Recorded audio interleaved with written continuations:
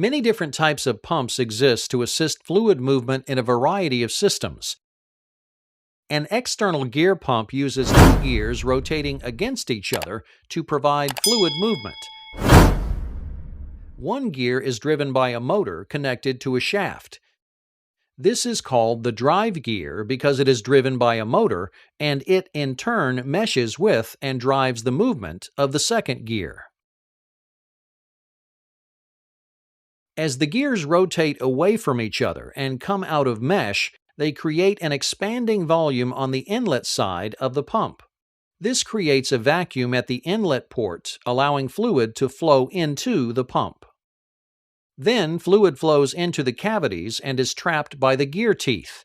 As the gears rotate, a flow path is created around the outside of each one.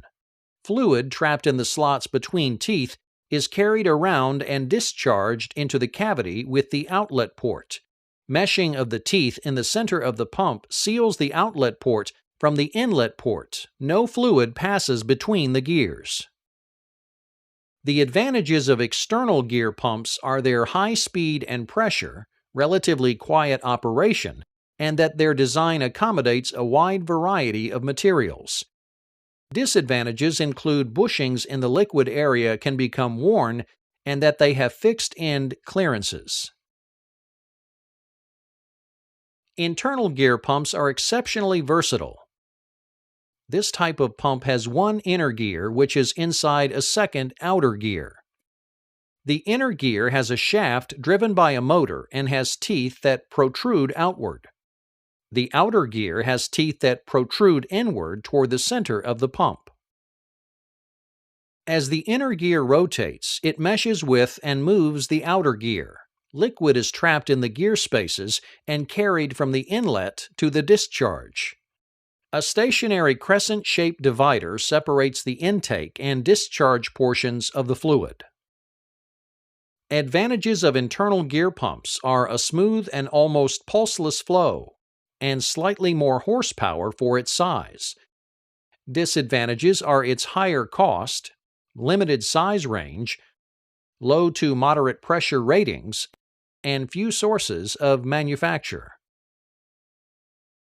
A rotary vane pump is a positive displacement pump that consists of vanes mounted to a rotor. The vanes are on an off-center drive shaft. As the shaft rotates, the variable length vanes slide in and out to maintain contact with the pump housing. The tension in the vanes is maintained by either springs or hydraulic pressure. As the vanes rotate, they create chambers of varying sizes within the pump. Fluid enters at the largest chamber. As the vanes rotate and retract, the chambers get smaller, forcing fluid to exit through the discharge port.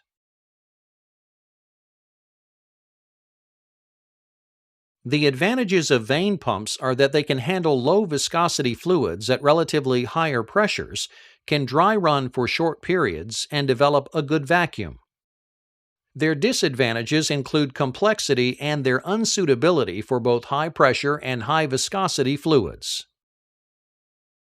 Piston pumps come in many different forms. A swash plate is a device used to translate the motion of a rotate shaft into the reciprocating motion of a piston.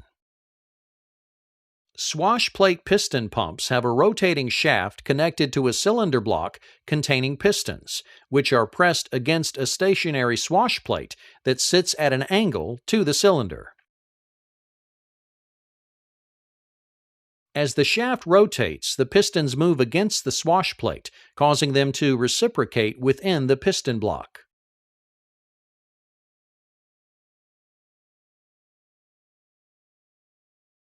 The pistons create a vacuum that forces fluid in during half a revolution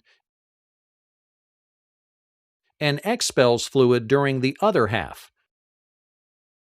On the intake stroke, a spring ensures the pistons pull back and maintain contact with the swash plate, causing fluid to fill the empty cavity left behind.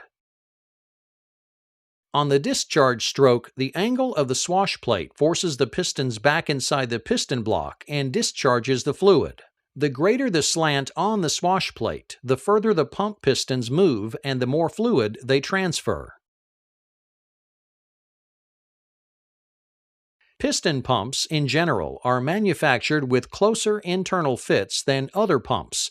This means that internal slippage can be less so that they operate with reasonable efficiency at pressures both too high or too low for the operation of other pumps. Radial pumps are designed so the pistons stroke in a direction at right angles to the shaft.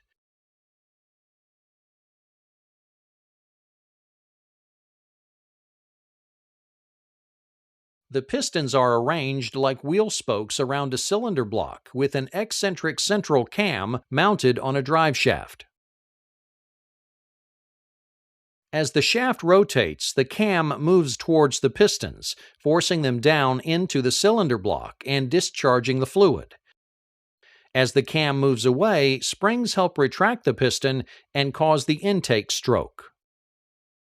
Check valves ensure that fluid only enters the inlet ports and only exits the outlet ports. Radial piston pumps have a low noise level, very high loads at low speeds, and high efficiency. Hand pumps are used when a source of power is not available or where the extra expense of a power pump isn't warranted. For example, they are used on shop presses and other portable equipment, serve as standby pumps, and serve as sources of emergency power. Hand pumps are always of piston type and are usually constructed with a piston working between two check valves.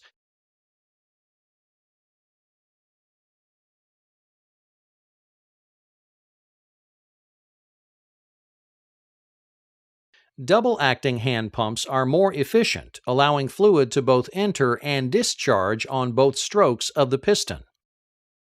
Moving the pump handle in either direction allows fluid to be drawn in from the reservoir and discharged via the outlet ports. Check valves in all locations prevent fluid backflow.